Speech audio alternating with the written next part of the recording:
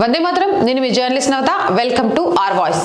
ఏదేమైనా ఈ మధ్యకాలంలో తెలంగాణలో కూడా పిచ్చోళ్ళు ఎక్కువైపోయిన పిచ్చోళ్ళు అదేనండి, మతి స్థిమితం లేదు అనే మతోన్మాదులు ఆలయాలను కేంద్రంగా చేసుకొని అనేకమైన దురాగతాలను చేస్తున్నారు, ఆలయాలను అపవిత్రం చేస్తున్నారు. అంతేకాదు అదేదో పిచ్చితనంతో ఆలయం మాత్రమే కనబడుతుంది, ఏ మసీదు ఏ చర్చి కనబడట్లేదు అన్నట్టుగా ప్రవర్తిస్తున్నారు. మీకు తెలిసిందే, మల్కజ్గిరిలోని కట్టమైసమ్మ దేవాలయ సమీపంలో అల్తాఫ్ అనే వ్యక్తి మల విసర్జన చేస్తూ పట్టుబడిపోయాడు. ఈ వ్యవహారం బయటికి వచ్చింది. హిందూ సంఘాలు తీవ్రంగా దీని మీద స్పందించాయి. తమ మనోభావాలపై, ధార్మికతపై ఉద్దేశపూర్వకంగానే దాడి చేస్తున్నారని హిందూ సంఘాలన్నీ మండిపడ్డాయి. మరోవైపు ఇలాంటి నీచమైన పని చేసిన వ్యక్తిని పట్టుకొని స్థానికులు పోలీసులకు అప్పగించేశారు. ఇక కర్ణాటకలోని బీదర్లోని హుగేరికి చెందిన అల్లా బకాష్ కుమారుడు 26 ఏళ్ల అల్తాఫ్. ఈయనను నేరేడ్మెట్ పోలీస్ స్టేషన్ పరిధిలోని సఫిల్గూడలోని కట్టమైసమ్మ ఆలయ ప్రాంగణంలో చట్టవిరుద్ధంగా ప్రవేశించాడు. అతను విగ్రహం ముందు అసభ్యకరమైన చర్యలకు పాల్పడ్డాడు. చట్టవిరుద్ధంగా ప్రవేశించడం మరియు మత విశ్వాసాలను అవమానించడం వంటి అభియోగాలను పోలీసులు ఇతని మీద నమోదు చేశారు. నేరేడ్మెట్ పోలీసులు అల్తాఫ్ని వెంటనే అరెస్ట్ చేసి ఆదివారం కోర్టు ముందు హాజరుపరిచారు. అతని నేపథ్యం, చరిత్ర నిరంతరం ధృవీకరించడంతో మెజిస్ట్రేట్ అతన్ని జ్యుడిషియల్ కస్టడీకి తరలించారు. ఇక సంఘటనా స్థలాన్ని హిందూ సంస్థలన్నీ చేరుకొని ఇక్కడ ఇలాంటివి చేస్తూ రెచ్చగొట్టడం ద్వారా హిందువులను రెచ్చగొడుతున్నారు, ఆ రకంగా మత సామరస్యాన్ని దెబ్బతీయడానికి ప్రయత్నం చేస్తున్నారు అంటూ తెలంగాణ బీజేపీ అధ్యక్షుడు ఎన్ రామచంద్రరావు గారు కూడా సంఘటనా స్థలానికి వెళ్లి సందర్శించి నిరసనలకు పాల్పడ్డారు.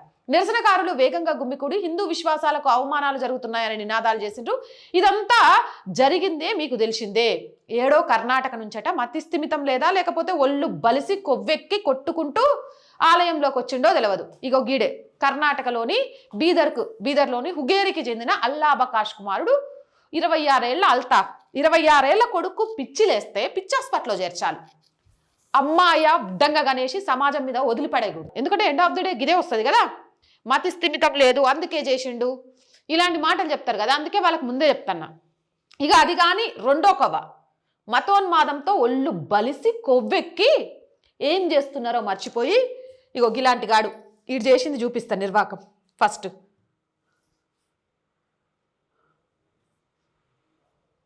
కనిపిస్తోందా?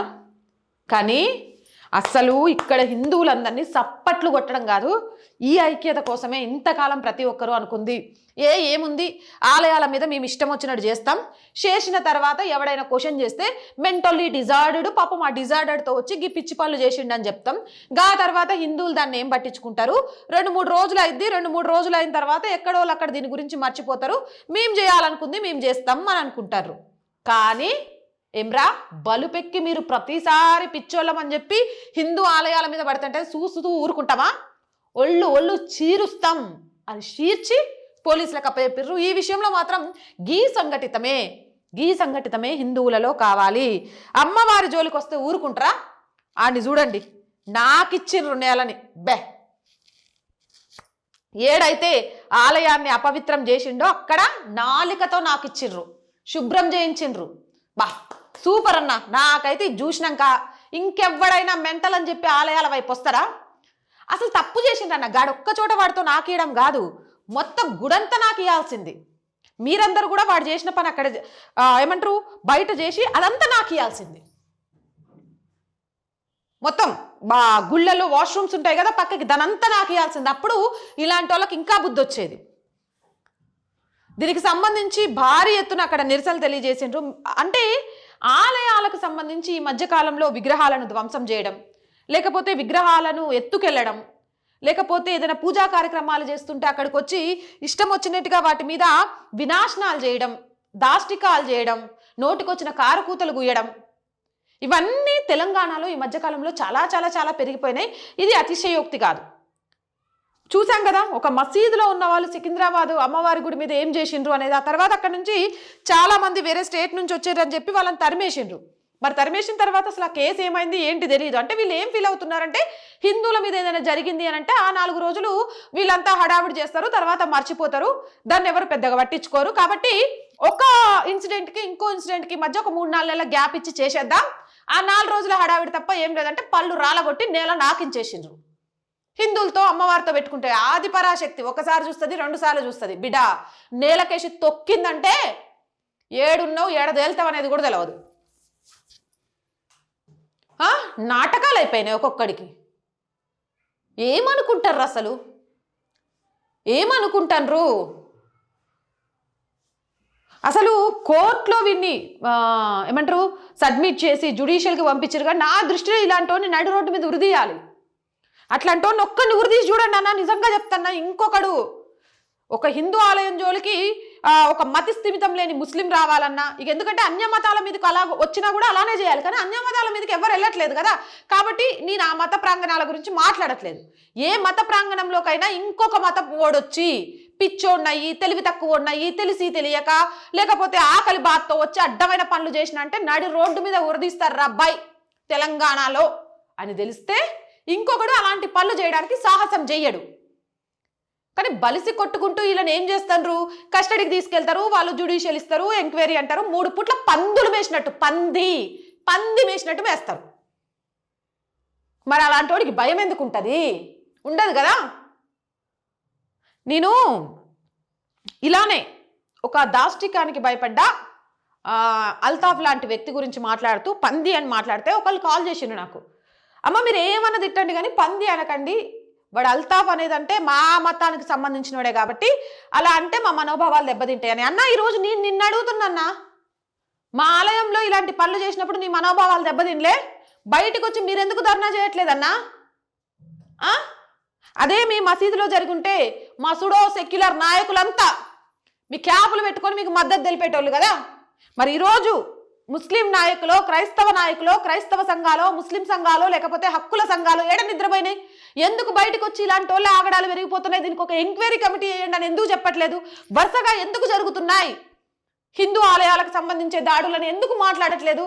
పంది అంటేనే మీరు తట్టుకోలేకపోతాండ్రే, కానీ ఇలా మా ఆలయాలను అపవిత్రం చేస్తూ ఉంటే చూస్తూ ఎలా ఊరుకోవాలన్నా ఒక మాట అనేకు కూడా మాకు లేకుండా తీసేస్తాండ్రు, ఉండకూడదు అని మాట్లాడేస్తాండ్రు. పోని మీ దాంట్లో ఎవడో ఒక బలుపెక్కినోడు ఇలాంటి పనులు చేస్తే మిగిలిన వాళ్ళంతా ఇది తప్పు అని ఎందుకు చెప్పట్లేదు? ప్రతిసారి వాడి మతి స్థిమితం లేనోడు, ఆకలితో వచ్చిండు, ఇక్కడోడు కాదు, తెలివి తక్కువోడు, ఇలాంటివన్నీ ఎందుకు మాట్లాడుతుండ్రు? వాడెక్కడోనైనా కానీ ఇప్పుడు అబ్బా ఉగ్గుపాలు 6 నెలల వయసులో తాగిన ఉగ్గుపాలతో సహా కక్కియాల్సింది ఇంకొకటి చేయాలంటే భయపడేలాగా. ఏదేమైనా తెలంగాణలోని హిందువులలో చైతన్యం మొదలైంది. అసలు హైలైట్ అన్న, అసలు ఆ పని చేయించింది ఎవరో కానీ మీ అందరికీ సెల్యూట్ అన్న. నేల నాకు ఇచ్చిండ్రు చూడండి వాడితోటి. Super super super. గీ చైతన్యమే కావాలన్నా. ఆలయాలు మన హక్కులు, మన రేపటి తరానికి మన ఆధ్యాత్మికతను, మన వారసత్వాన్ని, మన చరిత్రను చూపించే ఒక నెలవులు. అవి ఆదాయ మార్గాలో లేకపోతే ఇంకొకటో కాదు. అన్యమతాలు ఇగో ఇలా విలాసంగా లేకపోతే దిక్కుమాల చర్యలు చేసే ప్రదేశాల్లో కాదు. అలా ఎవడైనా భావిస్తే ఆలయాలను ఆధ్యాత్మిక కేంద్రంగా కానీ మా సొత్తు మేము ఇష్టం వచ్చినట్టు నాశనం చేస్తామని ఎవడైనా ఆలోచించిన నేల నాకు ఇస్తాం అనే విధంగా భయపెట్టాలి. నిజం. ధర్మో రక్షితి రక్షిత. ఆ ధర్మానికి నిలవైన సనాతన హైందవ ధర్మ మూలాలు ఆలయాలు, అందులో అమ్మవారి ఆలయాలు, శక్తి స్వరూపాలు, అలాంటి వాటి జోలికొస్తే ఖబర్దార్ అనే విధంగా భయపెట్టిన ప్రతి అన్నకి నిజంగా మనొక్కసారి మనస్ఫూర్తిగా ధన్యవాదాలు. అలానే హిందువులు ఐక్యంగా ఉండాల్సిన సమయం ఆసన్నమైంది. అది ఆలయాల విషయంలోనైనా, ఆడపిల్లల విషయంలోనైనా, మన సంస్కృతి విషయంలోనైనా, మన సాంప్రదాయాల విషయంలోనైనా, మనల్ని విభజించి పాలించాలి అనుకునే నాయకుల విషయంలోనైనా ఇలానే ముక్త కంఠంతో ఏకమై వాళ్ళను నేల నాకించాలి. మరి నేను చెప్పింది నిజమా కదా? మీ అభిప్రాయం ఏంటి? కామెంట్ సెక్షన్లో పెట్టండి. మోర్ వీడియోస్ కోసం ఛానల్ని వెంటనే సబ్స్క్రైబ్ చేయండి.